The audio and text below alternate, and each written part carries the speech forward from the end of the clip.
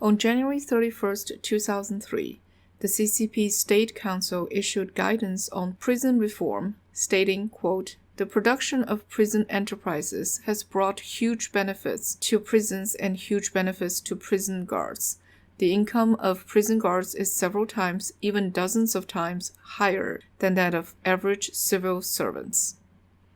A mainland financial website, Cai Yisou, published an article on January 5, 2020 about the same issue. The article quoted an interview, quote, "My cousin began working at the provincial prison a few years ago. After he became a full-time employee, his annual compensation including housing benefits was 300,000 yuan, about $44,000. He then bought a house in his workplace at a third-tier city and has an easier life than us, the civil servants, in the capital of the province." Another netizen said, "The income of the National Prison Guard is proportional to the local economic level. Take a civilian policeman, prison guard, who is newly appointed as a third-level superintendent as an example. The annual income after tax in Beijing, Shanghai, Shenzhen, and other first-tier cities is about 300,000 yuan, about 250,000 yuan in southern Jiangsu province, less than 200,000 yuan in northern Jiangsu province, and the average level of Zhejiang province is 200,000 yuan. Jiangxi is the highest in central China, close to Jiangsu. The high income of prison guards comes from the high income of prisons. What is less known is that the heads of many large enterprises in China are actually the heads of the prison administration and prisons." According to data provided by the Ministry of Justice of the CCP, the total output value of prison enterprises nationwide increased from 2.77 billion yuan, that's over $400 million in 1984, to 11.7 billion yuan, about $1.7 billion in 2001, an increase of more than 4 times. Fixed assets increased from 3.4 billion yuan to 11.6 billion yuan. The Chinese magazine Lens once reported, quote, "At its peak, Masanja labor camp had more than 5,000 re-education personnel, and unpaid labor produced huge benefits, including those exported slave labor products. The total output value was nearly 100 million yuan, or about $15 million per year."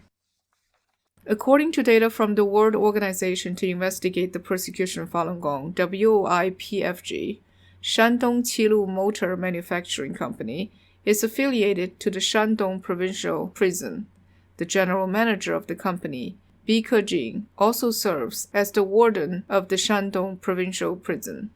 In 2011, the company achieved a total industrial output value of 1.25 billion yuan and a sales revenue of 1.46 billion yuan. Anhui Wanzhong Group is affiliated to Anhui Provincial Prison Administration. Xu Xiaogang, chairman of the group, also serves as the director of the Anhui Provincial Prison Administration Bureau. According to Baidu Encyclopedia, the group's 2007 operation income was 1.44 billion yuan. Profits were 82 million yuan, taxes were 71 million yuan, and total profits and taxes were 156 million yuan.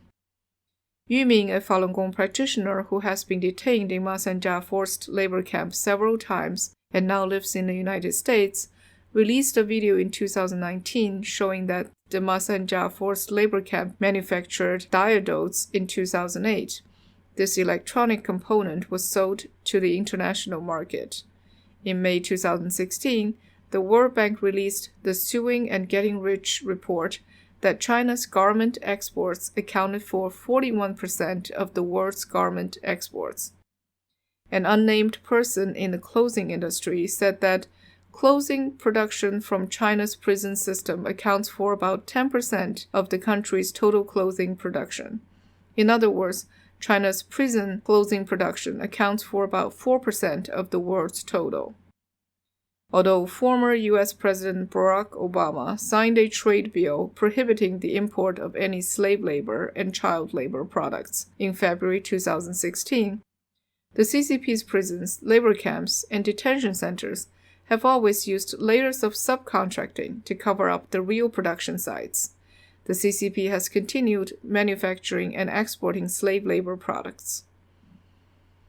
The Epoch Times reported that Fred Rocafort, a former U.S. diplomat who now works for Harris Bricken International Law Firm, said that foreign companies usually outsource production to Chinese suppliers. The latter contract with companies that use prison slave labor or directly contract with prisons. Prison slave labor has brought huge benefits. So, how are they treated? WOIPFG discovered a huge slave labor industry chain of the CCP. Those who were forced to produce slave labor products include Falun Gong practitioners, religious figures, human rights lawyers, and other faith groups.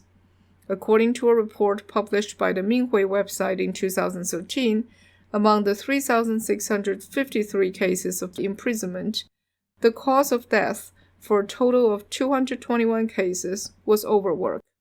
Minghui website is the official website of Falun Gong practitioners worldwide. During the last imprisonment before death, 47% of the Falun Gong practitioners were forced to labor for more than 10 hours a day. 32% of Falun Gong practitioners were forced to labor even when their bodies were extremely weak or severely ill.